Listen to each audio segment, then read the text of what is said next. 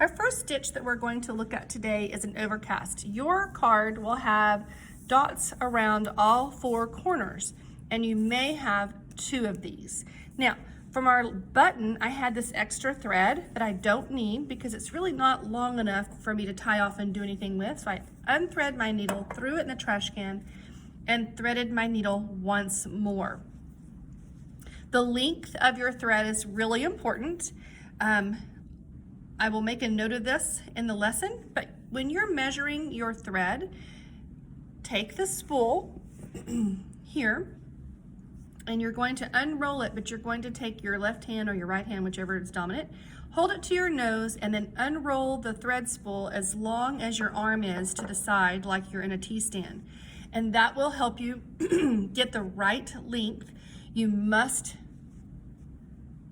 rethread often, okay? Don't try to get to the very end of your thread. You don't have enough room. We'll talk about that as we're going.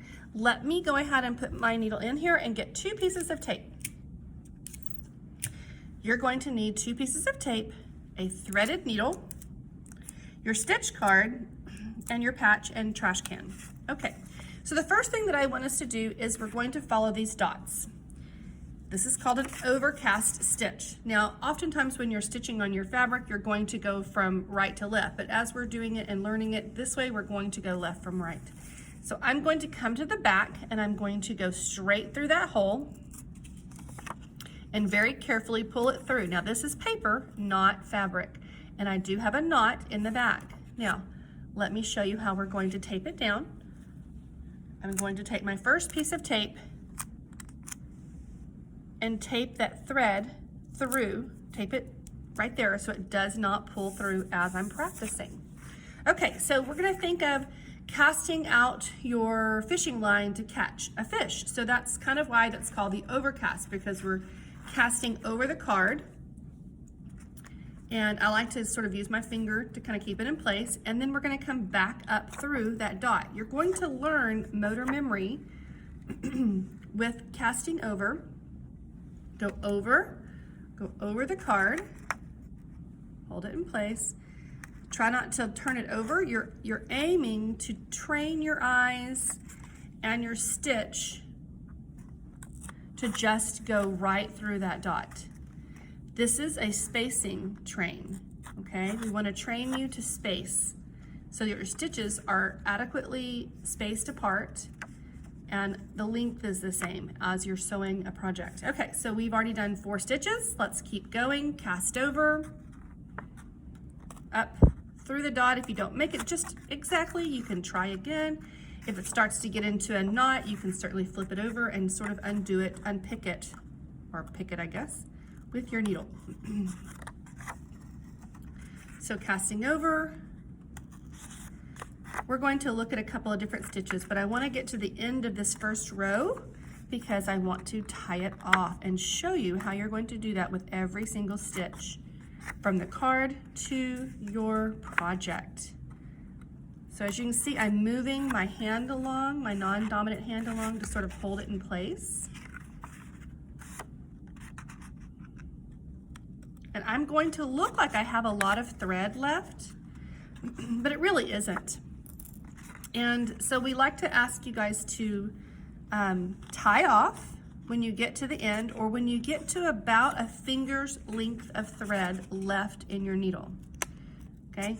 I want to avoid having you turn the circle or turn the corner on the cards. You can go around the curves when you're doing a project, but when you're on the card, go ahead and tie off because that practice is needed. Okay.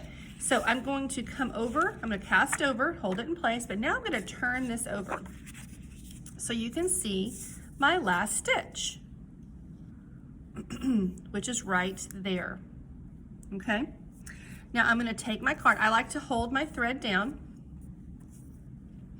and I want to take my needle and go up under that last stitch, pull the needle through, and then I'm going to gently pull my thread towards me. So now I've created a little bit of a V, and I'm going to hold that taut, which means tight, but just in place. So I'm going to go back under that last stitch this time I'm gonna flip it right through that hole, pull it, and now I have a knot. I'm gonna take my needle and put it in my patch. Tuck, tuck, needle stuck. I'm going to take my scissors and I'm going to go ahead and trim that. I'll take my extra thread because it really is too short for me to do anything with it, and throw it into the trash can. And for good measure, I'm going to go ahead and tape this corner down so that it doesn't get ripped out. So now I've started and taped and then began my stitches, overcasting like I'm fishing, coming up through the drawn dots, trying to keep them nice and straight and untangled. And at the end, I pull it towards myself, go under the last stitch, bring it towards myself again and tie the knot, and then tape it back down. That is an overcast stitch. You will have 4 sides to complete, rethread on each side.